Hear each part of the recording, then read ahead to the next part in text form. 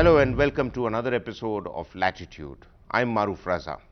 The historic meeting between the presidents of the US and China causes concern in New Delhi. And we'll have with us on the show Martin Jacques, the author of When China Rules the World, to discuss its implications. Also on the show, Dr. Stephen Bucci, a cybersecurity expert, will explain why America's intelligence agencies were snooping across the world. A historic meeting between the presidents of the US and China recognizes China's growing role in world affairs, but it also causes great concern in New Delhi. It was an engagement which took the world by surprise. An informal visit by the new Chinese president to California after taking over earlier this year. Instead of a highly scripted affair like his predecessors, Xi Jinping settled for a shirt-sleeve summit with the US, indicating that the two rival nations were willing to put behind 40 years of diplomatic ups and downs. The importance of this relationship in some ways is reflected with the somewhat unusual setting that we are hosting the president in. Our thought was that we would have the opportunity for a more extended and more informal conversation in which we were able to share both our visions for our respective countries and how we can forge a new model of cooperation. Xi had a shirt-sleeve meeting with Obama, mostly granted to nations which US sees as an equal. With the US economy in recovery mode, Washington is clearly more inclined to defend its interests in Asia. And in the light of the new geopolitical realities, having China on its side would clearly be advantageous for Obama. This meeting is also central to our Asia-Pacific rebalancing strategy. As I've said many times, the President believes that Asia's future and the future of the United States are deeply and increasingly linked. And of course it includes building a stable, productive, and constructive relationship with China that we've been about from the outset of the administration. Interestingly, the meet comes at a time when US has been worried over increasing cybersecurity threats from China. China has been hitting at the heart of US power by stealing intellectual property, especially after Obama chose to make cyber theft a major issue between the two countries. But the two-day summit saw Obama approach the cybersecurity issue with a carrot and not a stick, careful about not souring his relationship with China. It's in fact this very approach that perhaps could spell trouble for India. Countries of the region with a high level of nervousness. I think with India, we need to look at it very carefully. The first sample we got was the intrusion.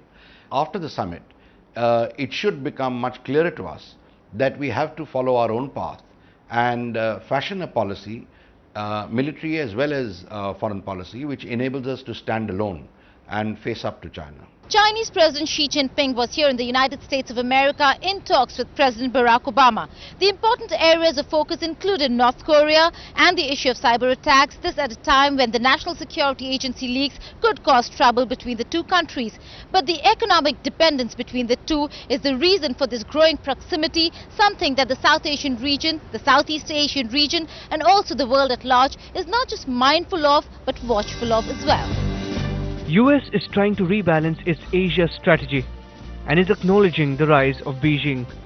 Being the second largest economy and the largest trading partner of the United States and all its major allies, China has a great leverage over America.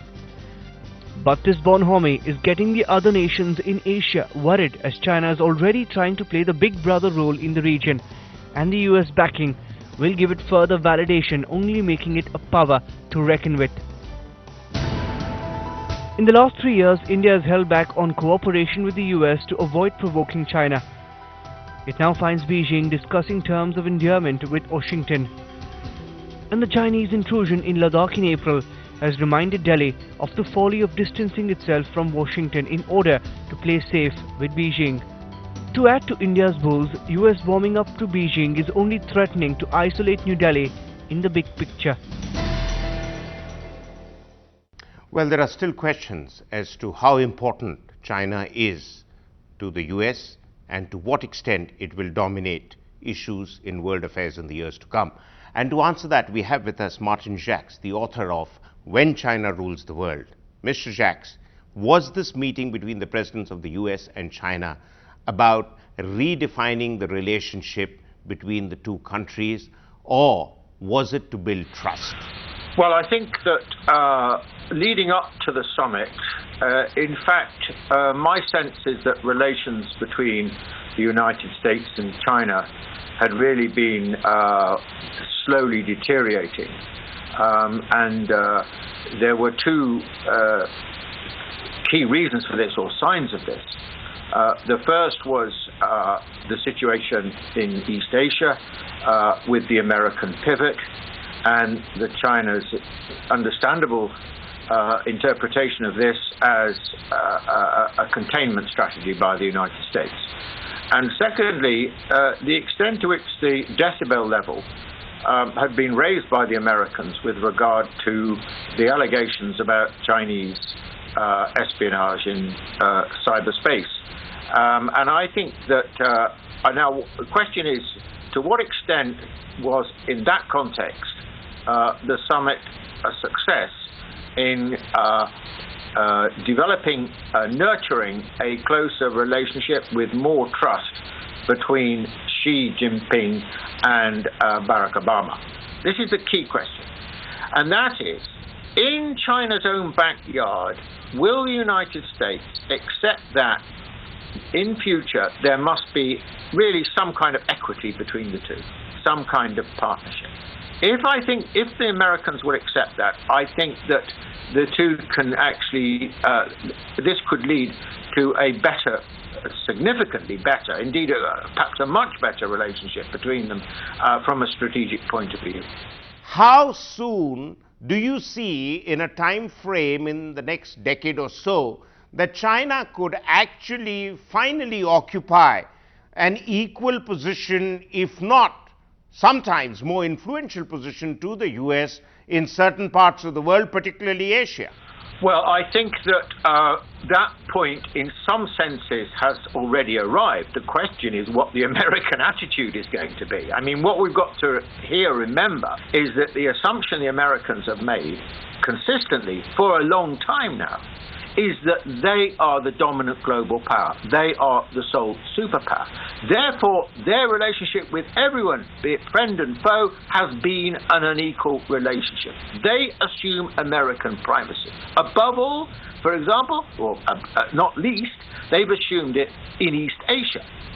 And the American pivot is about reinforcing the notion of American primacy in East Asia. Now, the great question facing global relations, the global future, in my view, is will the Americans come to accept that they cannot any longer make this assumption, that they have to treat China increasingly, and especially in East Asia, as a relatively equal partner. This is the big question. Now, if they refuse to accept it, I think we're in for a rough ride. I really do. But if they accept it, I think this will open up interesting possibilities. America has a history of abandoning friends when push comes to shove. And that is really a matter of concern for New Delhi. If the relationship with China, and India has got problems with China on the border areas, as you know only too well, if that relationship goes sour, to what extent can America be banked on by New Delhi to support India in the event of things becoming bad to worse? Well, I think it depends on the wider situation. I mean, if one's talking about the border situation, the border conflict, I don't think the Americans are going to get involved in that because I think they'll feel that they've got bigger fish to fry. It's not worth poisoning their relationship with China for that reason, and so on. My own view on the border conflict is this should be a top priority in the Indian mind to be resolved. I mean, I think that, you know, it's been going on for so long. China's resolved all its other border disputes except the ones with India. So India should make it absolutely its top priority to sort this out. Even, I know this is heresy, but even if it needs to, even if means giving up a little bit of land. It doesn't matter. The important thing is that the issue is resolved. That's the first thing. And the second thing is, I think, as far as India's concerned, as a great developing country, but still a long way behind China, what is most important for India is to develop a close and closer and richer economic relationship with China. I think somehow or other, strategically for both countries, building a much better relationship is really important. Thank you, Mr. Jacks. But China's actions are clearly a matter of concern, not just to Washington and India, but all of Asia.